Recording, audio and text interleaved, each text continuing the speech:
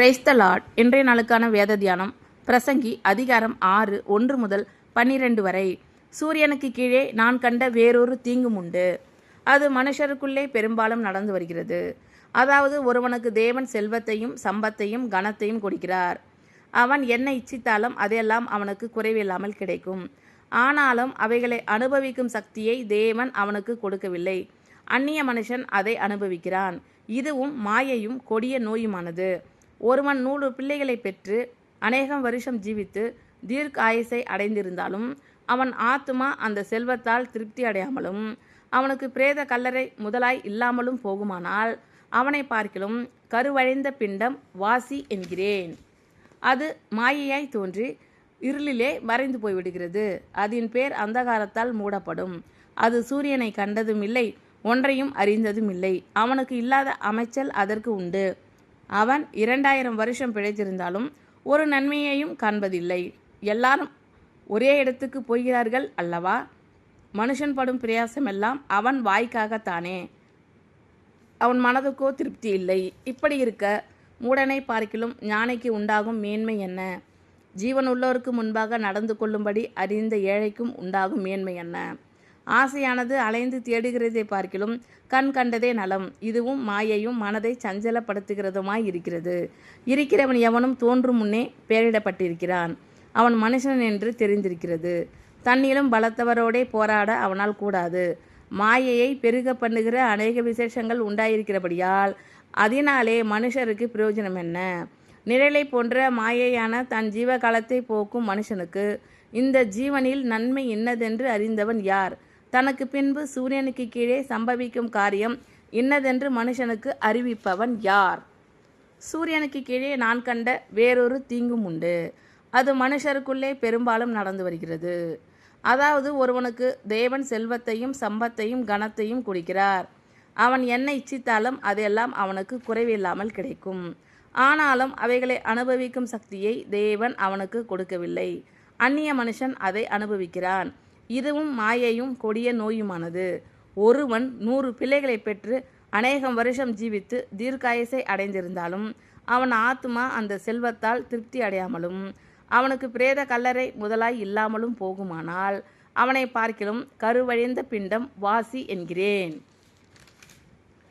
அது மாயையாய் தோன்றி இருளிலே மறைந்து போய்விடுகிறது. அதன் பேர் அந்தகாரத்தால் மூடப்படும். அது சூரியனை கண்டதும் இல்லை, ஒன்றையும் அறிந்ததும் இல்லை. அவனுக்கு இல்லாத அமைச்சல் அதற்கு உண்டு. அவன் 2000 வருஷம் பிழைத்திருந்தாலும் ஒரு நன்மையையும் காண்பதில்லை. எல்லாரும் ஒரே இடத்துக்கு போகிறார்கள் அல்லவா? மனுஷன் படும் பிரயாசமெல்லாம் அவன் வாய்க்காகத்தானே, அவன் மனதுக்கோ திருப்தி இல்லை. இப்படி இருக்க மூடனை பார்க்கிலும் ஞானிக்கு உண்டாகும் மேன்மை என்ன? ஜீவன் உள்ளோருக்கு முன்பாக நடந்து கொள்ளும்படி அறிந்த ஏழைக்கும் உண்டாகும் மேன்மை என்ன? ஆசையானது அலைந்து தேடுகிறதை பார்க்கிலும் கண் கண்டதே நலம். இதுவும் மாயையும் மனதை சஞ்சலப்படுத்துகிறதுமாய் இருக்கிறது. இருக்கிறவன் எவனும் தோன்றும் முன்னே பெயரிடப்பட்டிருக்கிறான். அவன் மனுஷன் என்று தெரிந்திருக்கிறது. தன்னிலும் பலத்தவரோடே போராட அவனால் கூடாது. மாயையை பெருக பண்ணுகிற அநேக விசேஷங்கள் உண்டாயிருக்கிறபடியால் அதனாலே மனுஷருக்கு பிரயோஜனம் என்ன? நிழலை போன்ற மாயையான தன் ஜீவகாலத்தை போக்கும் மனுஷனுக்கு இந்த ஜீவனில் நன்மை இன்னதென்று அறிந்தவன் யார்? தனக்கு பின்பு சூரியனுக்கு கீழே சம்பவிக்கும் காரியம் இன்னதென்று மனுஷனுக்கு அறிவிப்பவன் யார்? சூரியனுக்கு கீழே நான் கண்ட வேறொரு தீங்கும் உண்டு. அது மனுஷருக்குள்ளே பெரும்பாலும் நடந்து வருகிறது. அதாவது ஒருவனுக்கு தேவன் செல்வத்தையும் சம்பத்தையும் கனத்தையும் கொடுக்கிறார். அவன் என்ன இச்சித்தாலும் அதெல்லாம் அவனுக்கு குறைவில்லாமல் கிடைக்கும். ஆனாலும் அவைகளை அனுபவிக்கும் சக்தியை தேவன் அவனுக்கு கொடுக்கவில்லை. அந்நிய மனுஷன் அதை அனுபவிக்கிறான். இதுவும் மாயையும் கொடிய நோயுமானது.